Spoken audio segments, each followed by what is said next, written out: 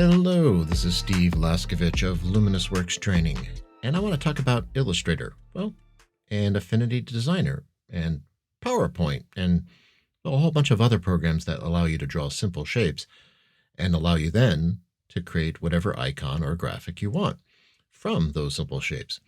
I'm going to use Adobe Illustrator because, that's what I teach the most.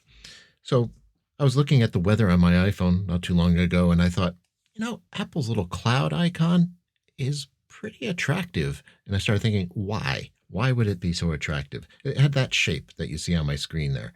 And I thought, I could make that with a couple of circles, well, actually 3, and maybe a rectangle to go along the bottom to give it a nice flat edge.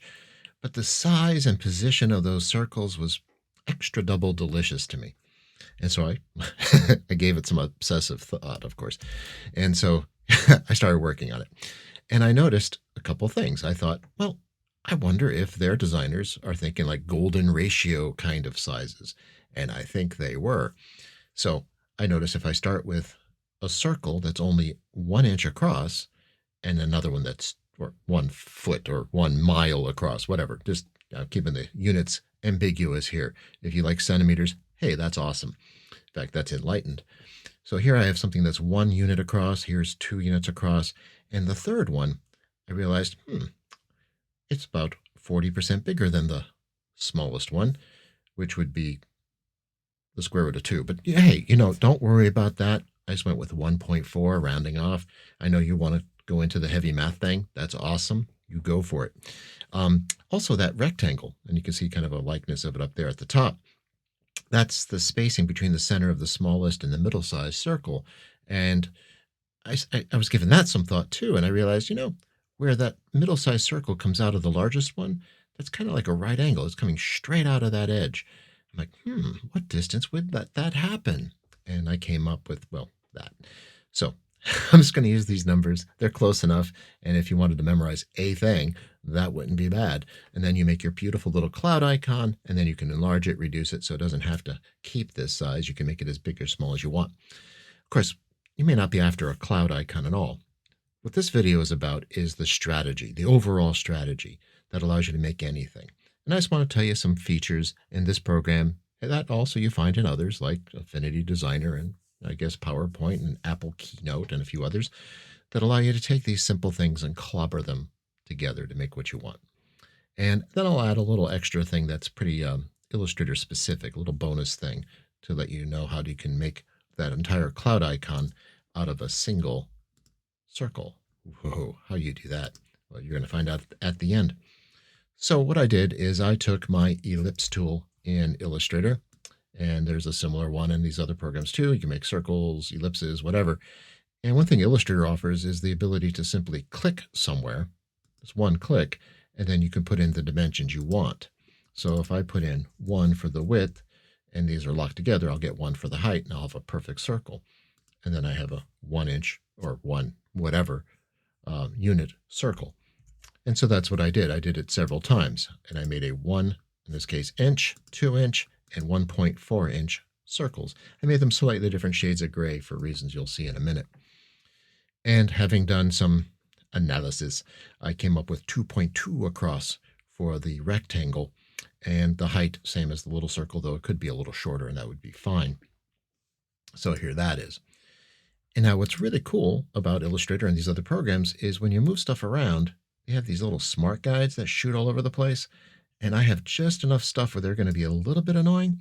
But let's find out if they allow me to do exactly what I want. I'm going to move this circle to the left. And I might even hold down the Shift key to make sure I'm going straight. And look at that.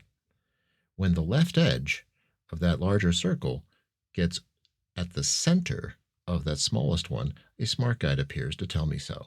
That's exactly where I want it. And then I know that small circle protrudes right out at like a 90-degree angle if I were to zoom in immensely. Let me do that. So if I zoom in to like 64,000%, that's shooting straight out. And that's kind of what I thought looked nice. And the same thing is true here. If I move this rectangle, and I'll hold down Shift to make it go straight since I already aligned their bottom edges, it'll snap where those edges line up. Now, I will confess to you that I had these several shapes, and they may not have been aligned real nicely. but all the programs offer some kind of alignment. Here I select them all, and I can align their bottom edges pretty easily, either from up there in the control panel if I have it, or the align panel somewhere. And of course, you can find all your panels from the window menu in Illustrator, align and otherwise. Now back to moving these around. Let me review that. Boom, there that is. I move this one, I'm holding Shift, and it snaps into place. Oh my God, this is so easy.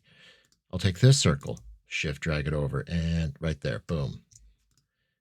And now I have this lovely combo of shapes, and it has the right overall shape, but it doesn't look much like the thing up at the top, does it? No, it does not. So what do? Well, we can select these multiple objects and fuse them together. Oh my God, there are ways to do that. We have Illustrator's Pathfinder panel, and there's this Unite button, which I could click, and that would do the job. It would make this one shape. But, I'm averse to actually doing something destructive, although I really like this, and I probably could commit. I'm so used to holding down my Option key on my Mac or Alt on Windows as I click this button, or the other ones in the same row. And that will give me the overall look and feel I want, but I still have the individual shapes in there, and I can get at them simply by double clicking, and then I could edit them if I ever should have the need, and then double click to get out of that mode. So I could make this overall what we call now a compound shape. We can fill that with whatever color we like. We can apply a stroke to it of whatever weight we want. Let's see, what do I want? Let's see, I will go for, where's my stroke panel? No, I'm going to use this one. A little heavier than the other, isn't it? And I don't like those sharp, ouchy corners. I'm going to use rounded joins. I believe that's Affinity Designer's default, which is really nice. So the overall look is pretty tasty. And it's still just 3 circles and a rectangle. Can't beat it. Now, if you wanted to stop this video right here, you'd be well served. Just think about what you're trying to make, and if you can construct it out of relatively simple geometry, all the better. The eye kind of intuits what's supposed to go on. And know that the other Pathfinder buttons, like minus front, allow you to poke holes if you need a little opening in something.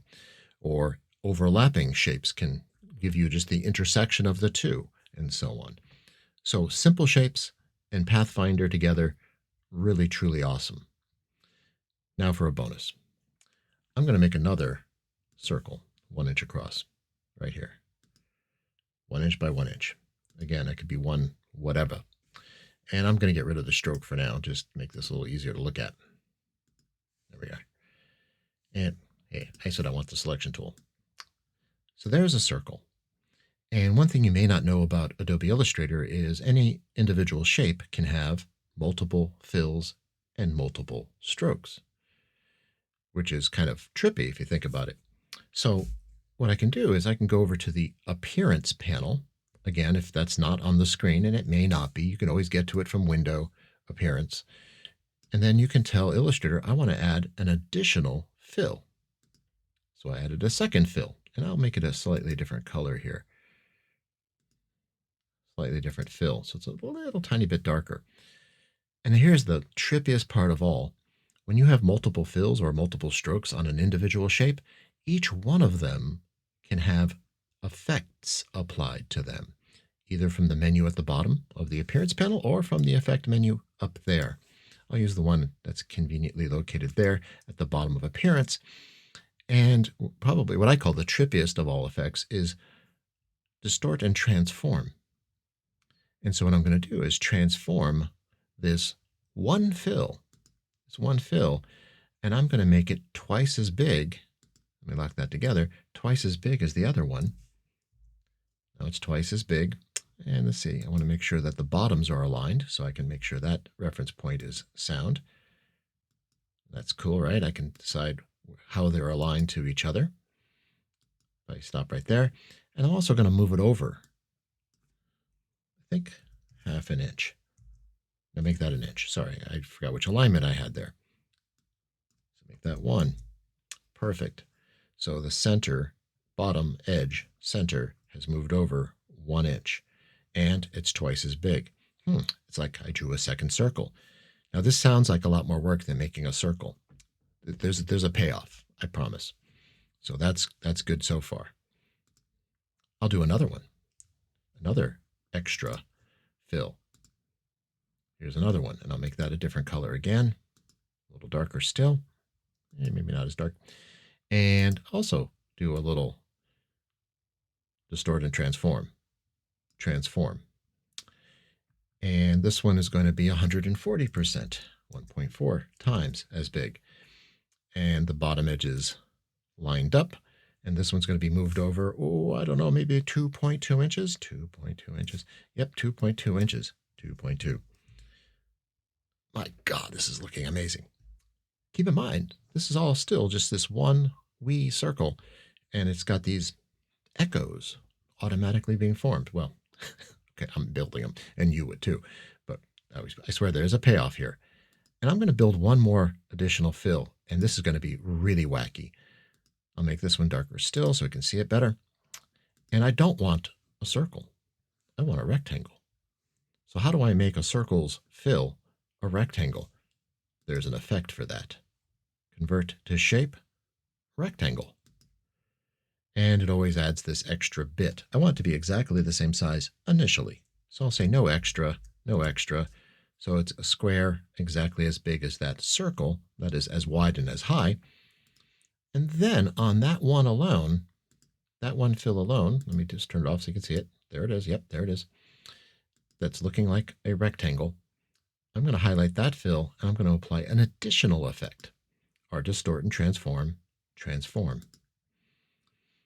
And I'm going to make this one 2.2 times as big, 220%. Oh, but not vertically. Sorry. That's going to be 100%. And I'm going to have the bottom left corners aligned. And how far do I want to move that over? Half the width of that circle. That's a ½ inch. Hot damn. That's looking pretty nice. I've got my 4 shapes now from one shape, just as these echoes are making it. Of course, I can make these all the same color, in which case I'd have a cloud icon without a stroke. But I kind of like the stroke, so I want to have it. But the problem is, if I put a stroke on that right now, here, I'll come up here, put a stroke on that, as opposed to a bird. Yeah. Oh, that might apply to only one of the strokes. Let me undo. God darn, how many undos? And actually go to the appearance panel and target the path itself. I still had one of the strokes selected. So if I apply the whole path, and here's a stroke, I just go for it there. And I could say I want that to be black. See, it's only happening to this one thing. Oh, because it's so low. Here, let me move that up. Yeah, that's just not right. So let me reset that to none. Well, it turns out that if I want to, I can make these echoes seem to be a single thing, same color with a stroke around them, if I'm clever about the way in which I apply my effects. That is, I can apply effects to this individual ellipse as I've been doing, well, actually to its individual fills. But if I have a group or a layer, I can apply effects to that group or that layer.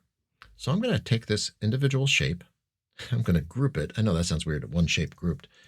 But if I put it inside a group, I can then target the appearance of the group. And there's a couple of effects that can only be applied to a group or to a layer, which is another reason I grouped it. So I target the appearance of the group in the layers panel. That's what that circle is for. And then I can apply an effect that's normally reserved for only a group. In other words, Pathfinder. Now, Unite is the one we used on the individual actual rectangles and ellipses. It used to be called Add, and the effect is still called Add. And now it acts like one big thing. And if I look at the appearance panel, I can see, oh yeah, there's the group. It has this add effect, which is pretty awesome. And then I can throw on a stroke and or a fill. I'll start with the stroke. And there's a black stroke of some weight.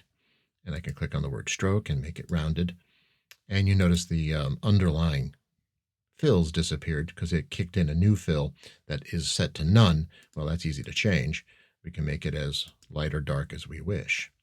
and it affects the whole net thing. And all along, there's nothing but a little circle there. That's pretty cool. Now you think, okay, that was a lot of work. I had to think about numbers and stuff. At least with the other thing, if I'm drawing individual shapes, I have a few circles, I have a rectangle, I can just play with their size until it just looks nice. I don't have to use math or anything. I had to do a little bit with this.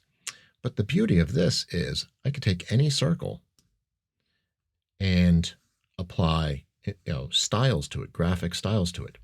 So if I go inside that group that we had and I select that ellipse, I can let me hide the effects of the group. I can actually select this, target its appearance. Actually, I already have done that. Let me get out of there. I've already applied, already have styles. So let me actually ungroup this so you can see this from the top. So I made a style, just different fill colors, that's all. And then I group it, and then I did the appearance thing, the effect called add, and the adding of a fill and a stroke, and I created another graphic style simply by dragging into the graphic styles panel. And once I had a group, I could create a style from that. So again, now I have a circle. I can apply the first style to it. That gives me all those echoes. Group it and hit the second one. So all I need to draw is an individual circle. So the overhead is kind of low. And now I have this cloud icon, and now all I have to do is make the circle bigger, and it makes the whole icon bigger if I so desire. That's kind of cool. And you can also use the symbols panel and store that cloud. And now I have something I can deposit anywhere at will and have bunches and bunches of them filling my sky, making it overcast. All right, that's it. That's my advice, my encouragement. Use simple shapes to make your graphics, your icons, if you can. Sometimes you can't, but when you can, you should. And you can either combine them with Pathfinder, if they still are individual real shapes, or you can make them effects if you want to show off to your friends. And that's it. Hope you enjoyed. Oh, and if you want to learn more about Illustrator, like how these panels got here and some deeper ways of creating any kind of graphic you can imagine, you should probably take a look at our Illustrator curriculum at Luminous Works. I'd love to meet you either in the classroom, over Zoom, or you can listen to my voice doing other video trainings. Have a good one.